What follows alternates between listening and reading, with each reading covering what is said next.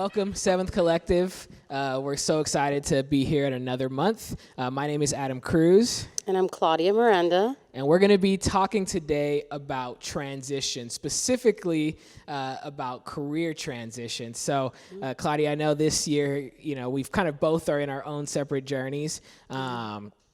So maybe I thought it'd be good if maybe you started off kind of just sharing a little bit, because I know your journey's kind of gone since last year, and all of the things that you've gone through and that whole process. You can go from there.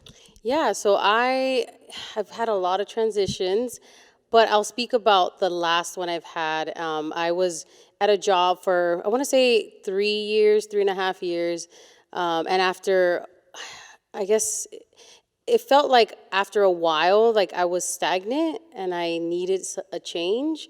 And I think a lot of that too was because I felt like I needed to get paid more. Yeah. I think my qualifications have, increased. And so my job requires me to be licensed. So I kind of met everything that I needed to just find another job and get paid more. And so anyway, so that kind of led for my transition to this current job. So let me ask you this: before the pandemic, 2020, going on quarantine, was that already where you had found yourself, or did that kind of push you forward to maybe start having those applying more or doing any of that? Like, where were you at maybe even right before the pandemic? Just because I'm curious to see if there was like any connection to that. No, yeah. So there was definitely already that thought. Like I knew, hey, this is kind of coming to an end, but I knew I needed to fulfill my hours for my license. I knew that I needed to take an exam. So I knew that it was coming, but I still needed these, next steps to be able to fulfill that. Yeah. Mm-hmm. Yeah. So, you're a mental health therapist, or so that's that whole career side. So then what did that look like as you're going through the process of 2020, like doing the interviews?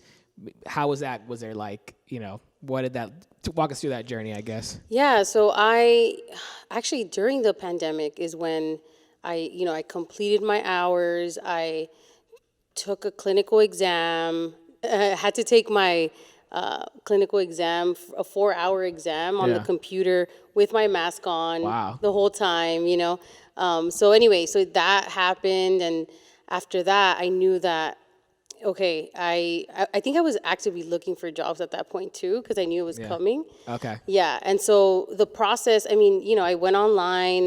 There's specific websites that kind of tailor to the kind of jobs that I'm looking for. So I went there, I was checking postings, the qualifications that they look for. I met a lot of them, and I just applied to a lot of different jobs. I did get a few interviews, but the process was pretty long. Yeah. Mm-hmm. Yeah. So, one thing I thought would be interesting is I actually found some statistics that we can kind of look at, because I think this idea of transition, especially with careers, we're kind of both in different parts of our stages in our careers and our lives, but especially as you get older, you start to find yourself in this place of transition, kind of, thinking about what's next. And, I know for myself, like I work at a university, and I know a lot of professors and staff who have been there for 20 plus years. But, I know a lot has shifted now as far as like people changing careers early or making career moves, especially with when you get education and things like that. So I thought it was interesting that there was actually some statistics about career changes that said 39% of people, and this is in 2020, are considering changes in career. They do so because of better salaries. It says only about 14% of the workforce believes that they have a great job that they would not like to change. 70% of the workforce is actively looking for a change in career, and only 21% feel they are paid what they deserve. In contrast, 45% of workers say they are rarely or never paid what they deserve. Wow. I think that's some pretty interesting statistics. The Yes. 70% one really stands out to me as far as 70% of the workforce is actively looking for a change in career. So, Yeah. it's pretty crazy because I think a lot of times, when we think about our own circumstances, we think, oh, I'm alone. I think, man, I don't want my boss to know. I don't know, Wow, yeah. you're having all of these stressors. But it's clearly something that's a common theme, right? 70%? Yeah. Wow. Yeah, and so I know I've also read some statistics about how after 3 years of being in a job, like people become stagnant, Yeah. and so they feel like, hey, I met everything, all the qualifications for this job.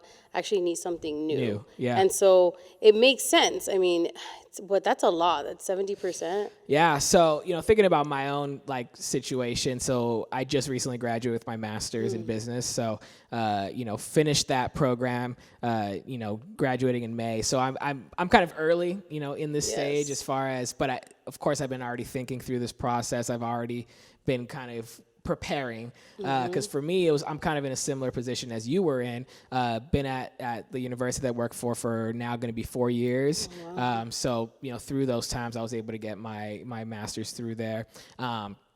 But now I find myself in that same place of where you were at, kind of in 2020, of looking through jobs, interviews, trying to figure out what's next. Right. And that's kind of where I'm at. I'm a little, and you could maybe elaborate on this, but for me, I feel like I don't have a clear next. I don't have a clear idea of the perfect job or the idea. And it's funny because for me, before I started working in the university where I'm at, I kind of had that a little bit more. So, before I got this job, I was like, I want to be an academic advisor. I want to work in a university setting. I had these clear markers. I was like, that sounds like exactly where I want to be.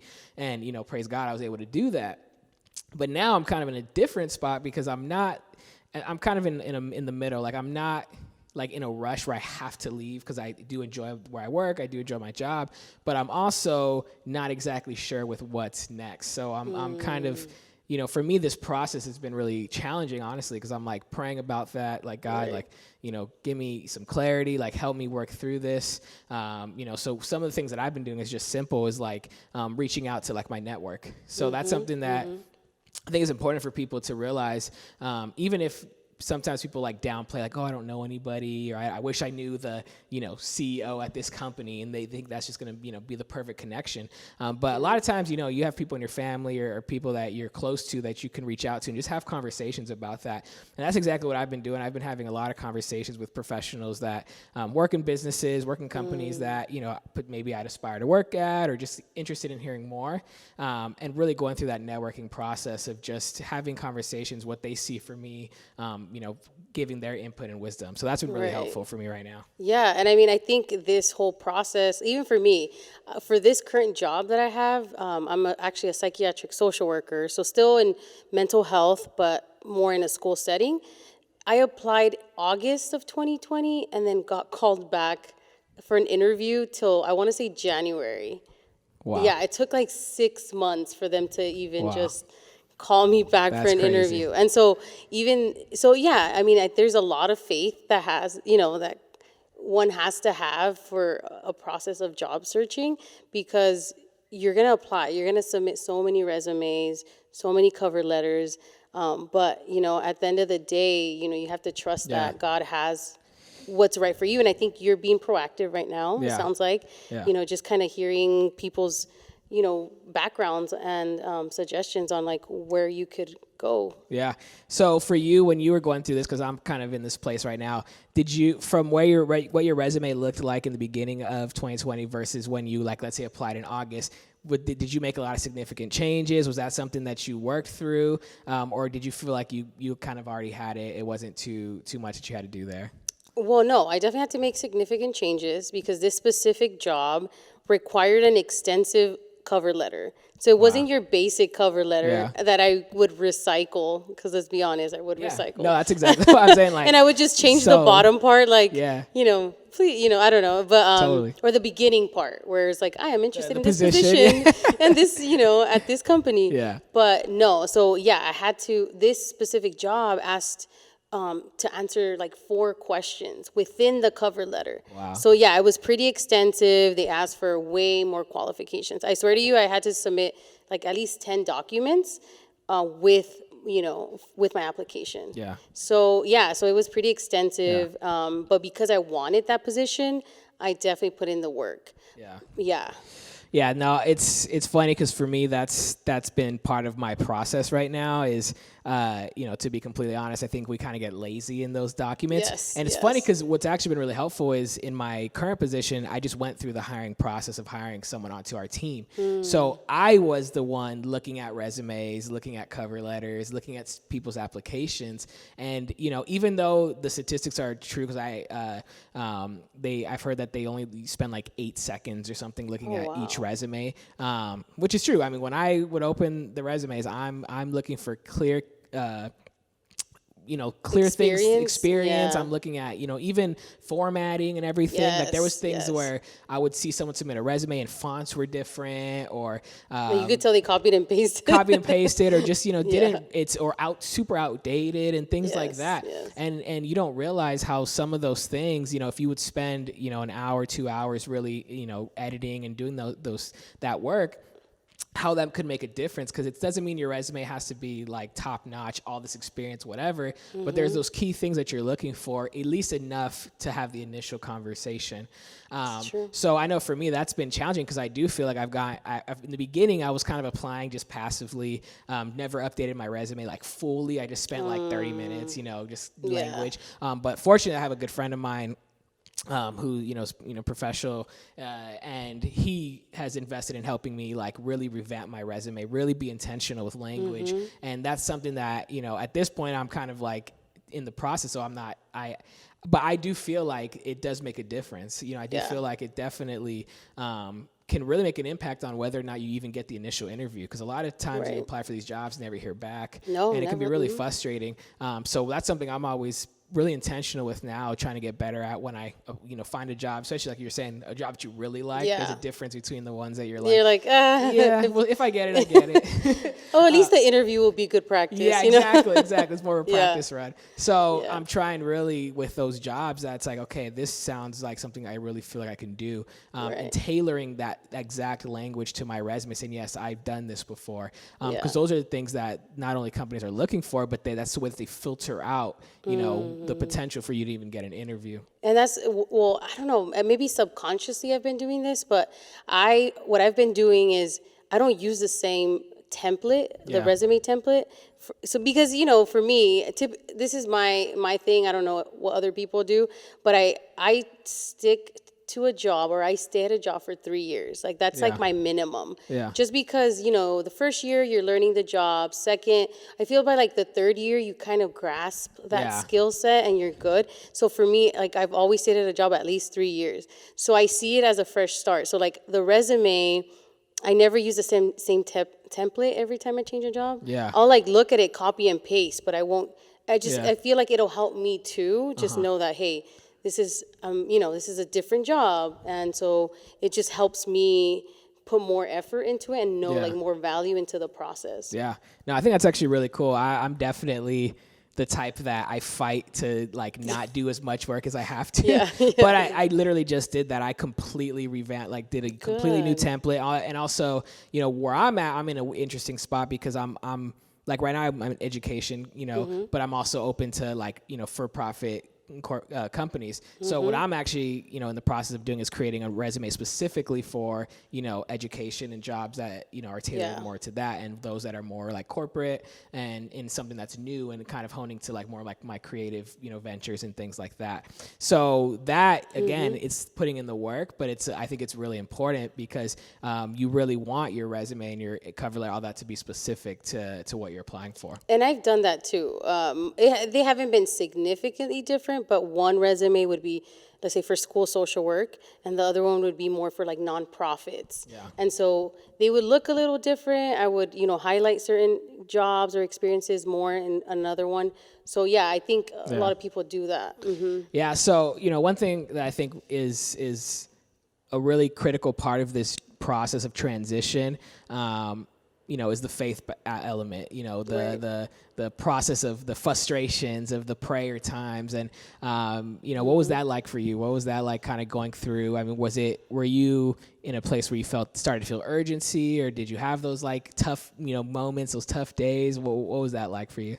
Yeah, so I mean, I think the faith aspect has obviously been a component a lot, for a lot of years of my life. But I had to pray even just before leaving the job that I was in. I Yeah. was thinking, is this just me? Am I just over it? Am I being lazy? Yeah. Am I just not motivated? Like, what's going on here? Am I Yeah, yeah. quitting? It's been 3 years, but like, does it really have to be just be 3 years? Yeah, yeah. So I think I really had to pray and ask God, like, is this the right time for me to leave? Like, it makes sense, but I really had to just figure out Yeah. if this was if I was making this move prematurely. And so Totally. it started then, and then and then just things started lining up. I took my exam, just everything worked out, and I just kind of felt like a peace about it. Just, hey, I'll apply and see what's out there. It doesn't necessarily mean that I have to leave. And I always remember what Pastor Josh said in one of his sermons about how not every door that opens is from God. Yeah. And so I'm always mindful of that, because I think I always had the assumption that, every door, if it's a good door, like, it's from God, it's from God. Yeah. But not God has my necessarily. back. Right. God knows. So I had to be mindful of that as I was applying. I was like, oh, there's this job. I swear to you, for the kind of job that I want, an LCSW position, it was paying like Which is $94,000. licensed. A licensed clinical social Yeah, worker, yeah. right? And 94,000 is like super unheard of until after years of with experience, yeah. right? And so I was like, what? Like, I'm so applying to this job, Yeah. even though I was like, maybe they won't hire me. So anyway, I got an interview. Like, I was super hyped about it. But I didn't end up getting it, and I was like, all right, it's fine. I got an interview, but Yeah. I probably would have taken it, I will say. Yeah. So maybe thank God, God closed that door, but I would have probably taken it because of the pay. But my current job doesn't pay as much, but I am thankful for Yeah. all the doors that were closed, because I did interview for a few districts, and I didn't get, I obviously didn't get the offer, but I'm super happy where I am now. I thank God for my colleagues, and just it's super, it's just like a great community, the pay, and just I know that God really put me where I needed to Yeah. be. So it's funny because, especially with situations like this, I know, so many of us have been in a season where we can relate to that of in a job you maybe aren't, either you liked it before, but now you're kind of over it, or you Right. never liked it, and that's always tough. Yeah. And I mean, I can relate to your experience. And I hope, other people can as well, of when you do find that job, you're like, man, like God, like you had me covered. You definitely thank God for all those no's, because I'm so grateful for now you have me in this place. What was there anything that you maybe in your prayer time or anything that you feel like God maybe gave you that ability to just be patient, ability to not get overwhelmed or frustrated, or was it just having certain moments and then kind of getting over it? Because I know it can be challenging, I guess, for people to give you the confidence and just the hope that there's going to be, that day. Yeah, no, it's funny you mention that, because I literally I spoke to one of my therapist friends. Yeah. She was probably doing some therapy on me or something, Yeah. but she was just like, you need to take a break. Like, you need to stop looking for jobs, stop Interesting. posting. Yeah, because I was getting so, into the process, and no, but, I'm not hearing back. There was definitely frustration and some, just a little hopelessness in a sense, And she's like, no, you just need to pull back, don't apply this month, and see, kind of wait it out, And so, that was in December. And then I did listen to her a little bit, but then the job that I had applied for, it was the first job that I had applied for. It took them 6 months, and they got back to me in January. And so there was moments of just, I think, needing to talk to somebody, like a friend or, Yeah. a partner, about just, hey, like I think I'm getting so consumed by the process Yeah. and maybe not knowing what God is doing behind the scenes, because it took Yeah. literally Totally. 6 months for me to get back, get a call back from the job that I have now. And I think that's really good because, I mentioned earlier about like connecting with your network, but there's also value in connecting with like people like mentors and people that are maybe older than you, or even peers that just have, some wisdom. I've had really good conversations recently with a good friend of mine, and also just mentors where they just really pour into you in that way, where it's like they give you the strength and the ability to find that hope when you just have those moments of frustration, moments of just uncertainty, because this whole process is that. This whole process is, am I leaving too early? Am I risking, that's my question. Am I risking leaving a job that I'm comfortable and good at to go somewhere where maybe what if I hate it? What if I don't like my coworkers? What if my bosses, there's not a good relationship there? Like all of those things come up. And so I think it's really great when you have those mentorship type, peer relationships that you can have people invest in you. You can have people, give you those words of encouragement. And even that recommendation, I actually got one, similar recently of saying, hey, just pull back and rest, pull back and take a step back and just and allow God to kind of move in this space. For me, I just wanted to, read this scripture as I kind of talk about my personal, faith journey through the season. But Romans 8:31 says, what then shall we say in response to these things? And I encourage people to read the chapter because Romans 8 is just so good. He says, if God is for us, who can be against us? He who did not spare his own son, but gave him up for us all, how will he not also, along with him, graciously give us all things? That's and good. I think the reason why I like that verse is because the subscript says like more than conquerors, right? It's that we are, more than conquerors. And that's a very common like phrase and saying that like as, believers we might use. Yes. But the scripture isn't really pointing to, the strength that we have within ourselves, but it's that trusting that God is going to take care of us. Right. And for me personally, that's been really my journey, in this past year, is just like really trusting and believing that, God has my best interest in mind. I was hearing another sermon where, a pastor kind of talked about how sometimes we think that God doesn't have our best interest in mind. We think that God's being, like frugal with us. You feel like God's like, no, like I don't want to give you all of these things. But it's actually the opposite. Like God wants to trust us with more. He wants to give us more than we can ever ask or imagine. But the thing is, I think what's critical in that is building us up to have the character to sustain that. Yes. And I think that's what we often miss. We want more, but we don't have the foundation in our life to actually carry that. Or even to have the foundation in our faith, to hold on to him and not think that it was us.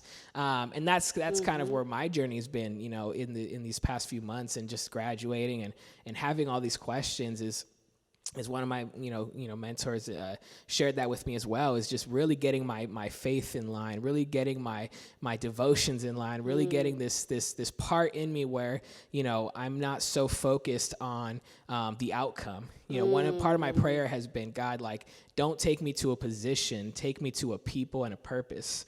Is I'm not just applying for another job, because at the end of the day, I can do any job.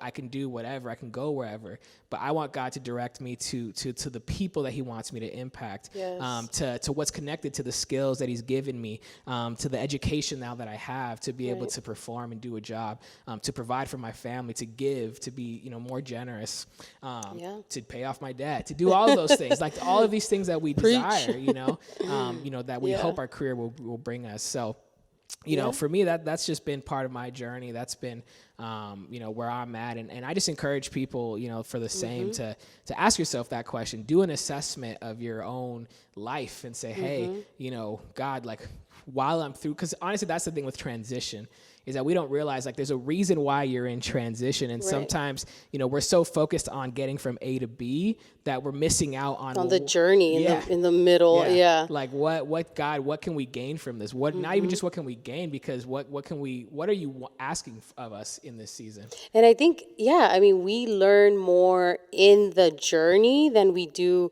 from point A to point B. Like I don't know what I was reading or watching, but it mentioned that how we just sometimes focus on the end goal, but God is really teaching us in the midst of that, right? Yeah. So maybe God is just like teaching us on certain characters that we need to work on, or patience, Yeah, right? totally. Like so many things that we can learn from the process.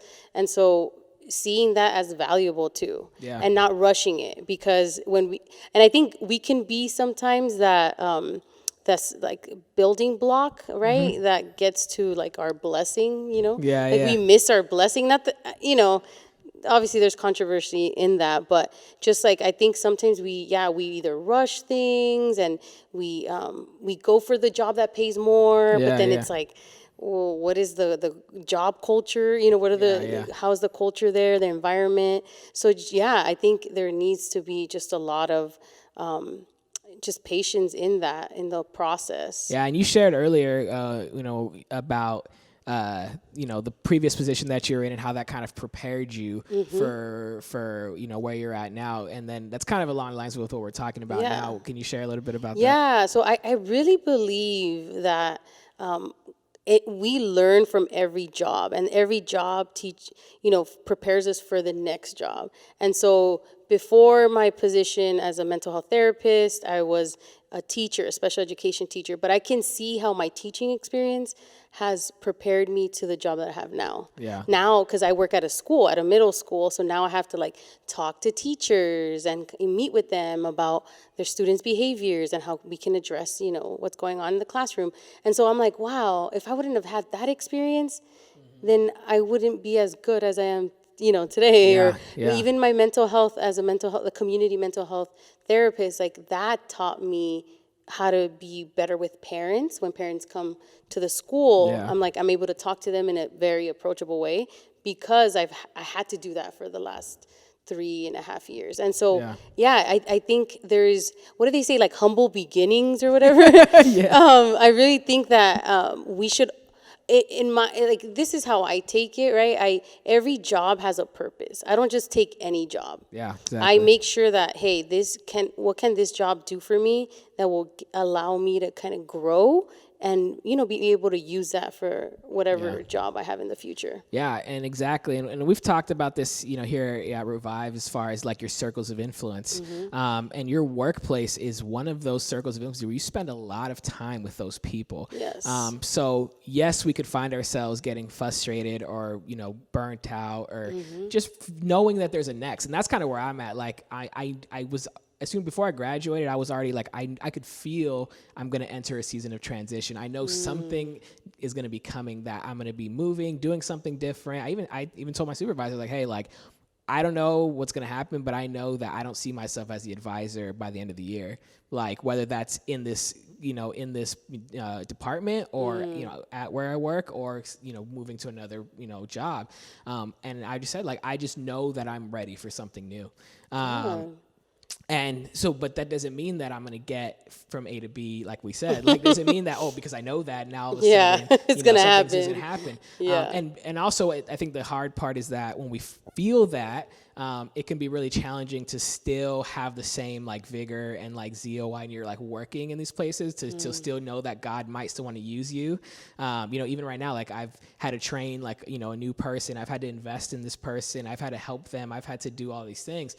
It's not like I'm doing it, begrudgingly, or I'm just doing it like, not giving my all. And I think that's something for sure that I've learned with past roles, is that God's like, well, how can I bless you with something new when you're so bitter about what you have right now, where you're so frustrated, you can't even find the strength to say, hey, let me glorify God, which Colossians 3 talks about that. Like, every work that we do, we do it for the Lord. So, and so that's the thing, is like that we have to realize that is that, we're honoring Him in our work, and we want to do that well, whether we're in a season of transition or not. Right, and you want to end strong. You don't want, not that, you want the reference letter, and, that comes with it, not right? just to benefit yourself. Yeah, not benefiting yourself. But yeah, you want to make sure that you can say, hey, I ended this chapter on a good note, and now I'm ready to transition. And I think sometimes some people wait until they're like burnt out and just Yeah, depleted, yeah.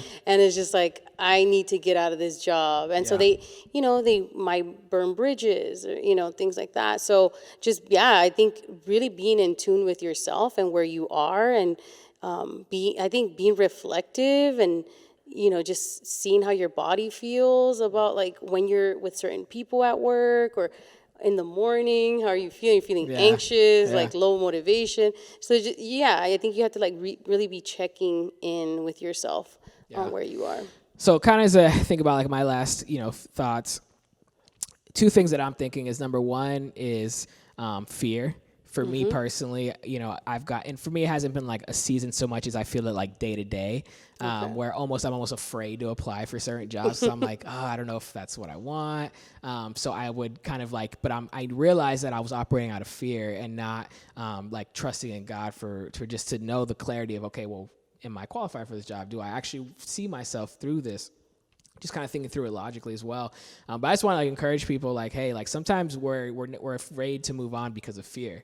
So and we don't want to operate in that place of just not seeing that there may be something new, because sometimes new doesn't always mean better. New doesn't always mean that it's going to be something that's going to take us to the next. Sometimes new might be for a season 2, sometimes the next. And I think about that. I've been processing so much. I'm like, this next role may not be the place I'm at for 4 or 5 years. I may be there for a year. I may be just kind of in this place. But I think fear, definitely assessing, like, am I fearful? Am I just here because I'm comfortable and I'm afraid to kind of venture out? But the next thing is also, I'm thinking about like our younger, professionals, the out of high school, the younger, the 20, because we talked a lot about, being able to transition and giving your time and really making sure that you invest well. And I think that's really important. I don't want people to miss that, that maybe you just started at a place and you're already like, I want to get out of here. I'm ready for something new. And it's like, it's always those things where it's like, hey, like, take a step back. Like, make sure, like I said, like why you're doing what you're doing, like give your all. So for example, when I graduated with my undergrad degree in business, I had a community involvement job. It was a legit job at a nonprofit.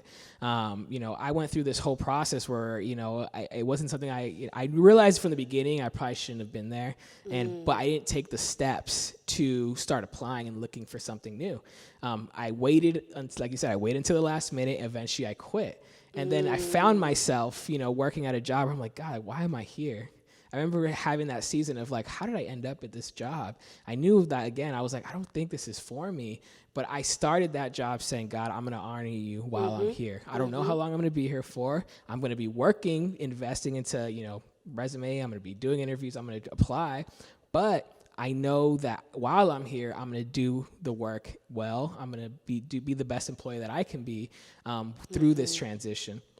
And so I just think that's for those that are younger and in jobs where for a fact you're not going to be there forever. And that's something I always say, to people, like, I know I'm not called to be an academic advisor. I know that's not like my long-term calling, but it's where I'm at today. And so while I'm here, I'm going to honor God with that, but I'm also now going to use, what God has given me and my confidence to be able to move to the next. Yeah. And I think that's a lot of self-reflection that you're doing, right? You're thinking, is it fear? Is this why do I feel like I don't want to apply to this job?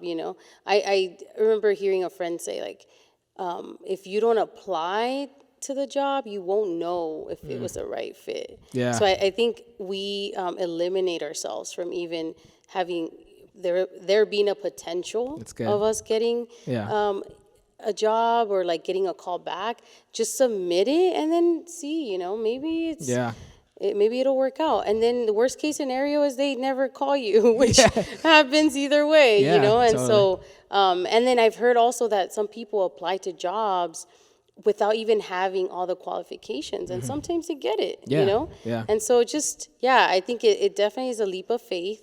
It's not easy, but it's really trusting God that, like you said, Romans 8:31. I mean, God has our back, and we need to remember that He has our best interest at hand. Awesome. Well, thank you so much for having this conversation. Yes. Hey, listen, Seventh Collective, we're so excited you could have joined us today. Make sure to connect with us. We meet as a Seventh Collective. We meet once a month, last Thursday of the month. So make sure to keep following us on Instagram at Life of Revive. If you want to connect to a life group, make sure to connect at lifeatrevive.com, and we'll have the description there here below. So we love you guys. Thank you for tuning in. We'll see you guys next time.